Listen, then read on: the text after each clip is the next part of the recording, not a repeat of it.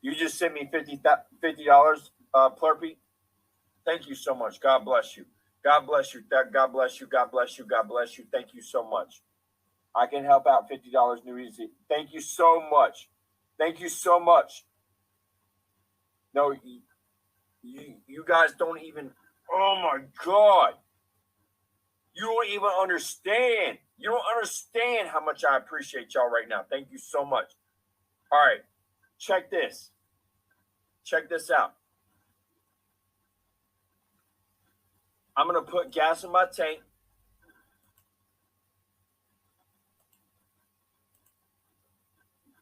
And on the ride there, on the ride back to Florida, I'm going to get on live. On the ride back to Florida, I'm going to be on live showing y'all exactly what's going on. Thank you so much, Plurpy. Thank you so much. Justin, do you talk Seeking the Truth with Dave? I haven't talked to Seeking the Truth with Dave. Now, I haven't talked to him in like a long time. I don't know what's going on with him. I really don't. So this episode is going to be about one-way narratives. You often hear that in the Watts case, don't you? That one narrative, particularly regarding the Netflix documentary, there's been one narrative that's been shown that Chris and Shanann had this absolutely blissful marriage, this wonderful looking house in a wonderful looking neighborhood, 2 gorgeous kids, and everything was perfect. And then he met Nicole Kessinger, and that's where everything started going downhill. And when we look at the case and when we examine the case more closely, that's not exactly true. And, I just like to hear that word. There's a one-way narrative that's been shown, but there's another side. There's another story to be told that's more accurate than the one-way narrative that we've been told and we've been shared. And I want to talk about emotions and other aspects of people and their personalities and how people use manipulative tactics to show a one-way narrative of something. I don't know what it is, but, and I've read about this over the years. Sometimes men, they're not able to show their emotions, or they try to not show their emotions and not show that they're upset. And so they put on this bravado. Some men, they will put on this bravado, this glibness, as a kind of cover for how they're really feeling inside.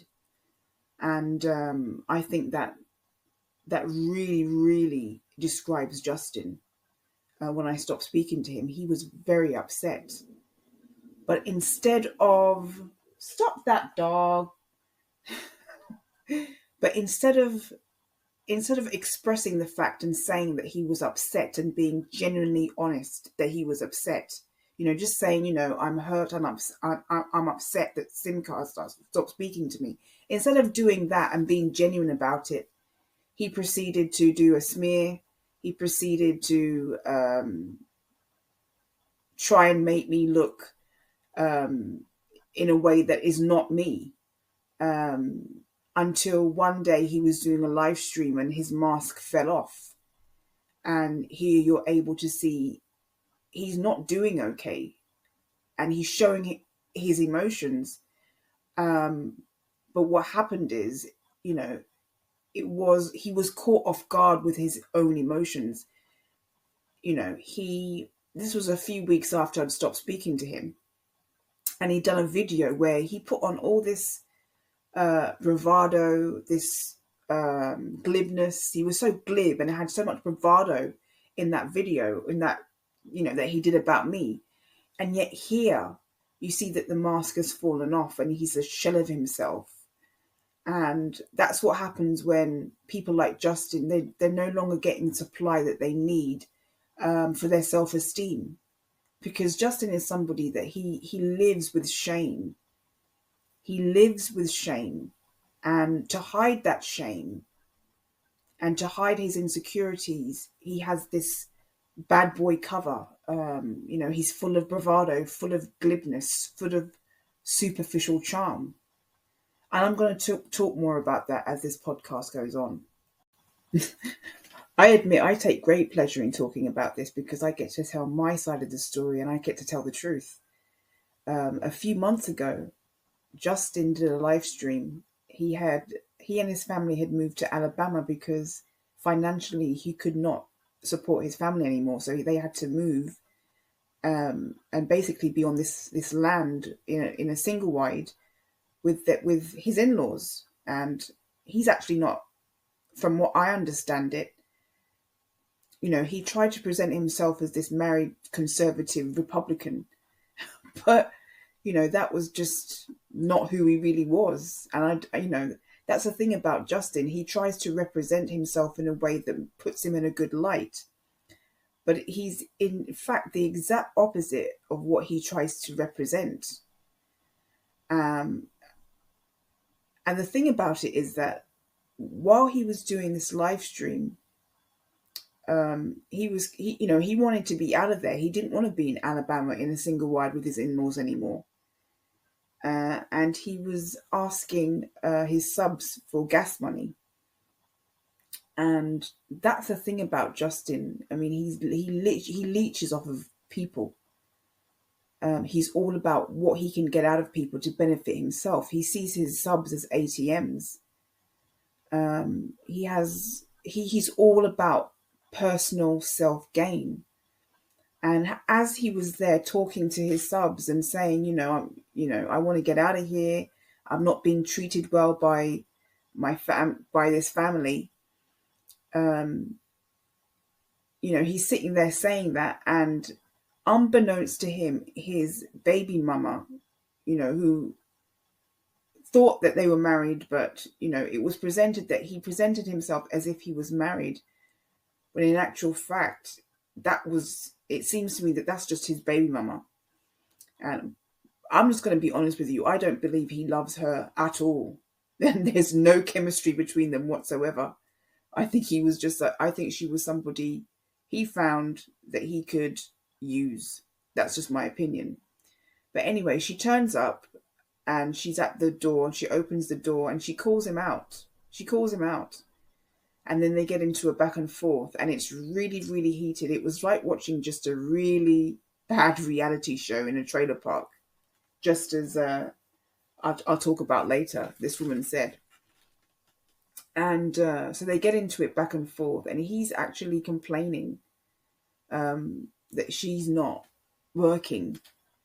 And, because she's no longer providing the lifestyle that he needs. He needs her to work so he can, live off of her, basically. This is what I believe he's been doing.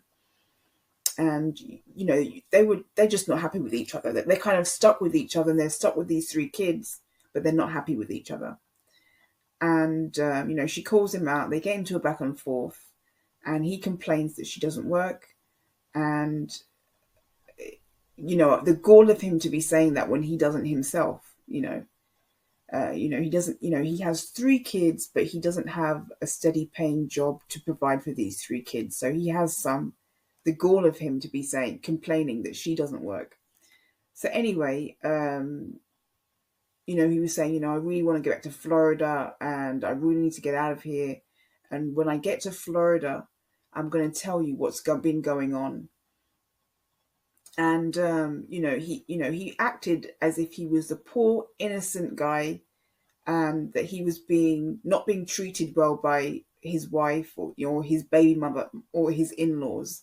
He's always the better person. He's always superior. And, he said when he gets back to Florida, he's going to file for custody. So anyway, it wasn't long after the live stream that he took his live stream down. He took the live stream down, thinking and hoping that not a lot of people had seen it, but a lot of people had already seen the live stream.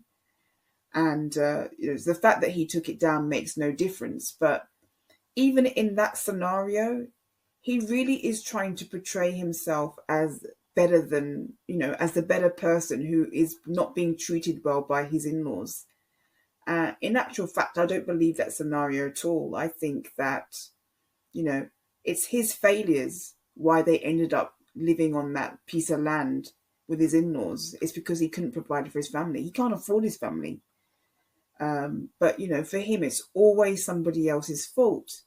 And you know, he got this money from his subs, but he never had the decency to update his subs and to tell them what happened subsequently after that.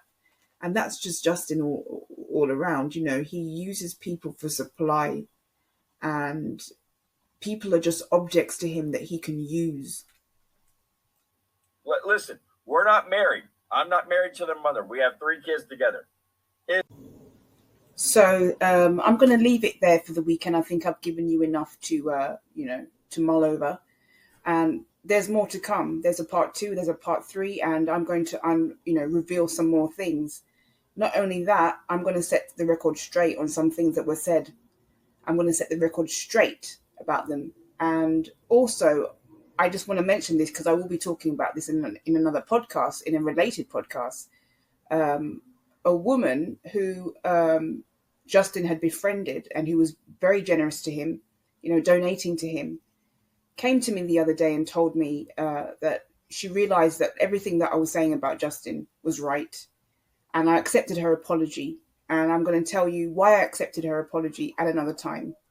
But I'm going to leave it there for now because I think I've given you enough to think about. And, you know, Justin is no longer the favorite topic on my channel, you know. And quite frankly, a lot of my subs are not very interested in him anymore. However, I think it's, you know, I've been meaning to do this for a while because I want people to understand what they're dealing with when they interact with this type of person. So have a nice weekend, everybody, and take care of yourselves. And I'll be around on YouTube over the weekend as well, but I'm also going to be at my mom's house on Sunday. So thank you very much for your time.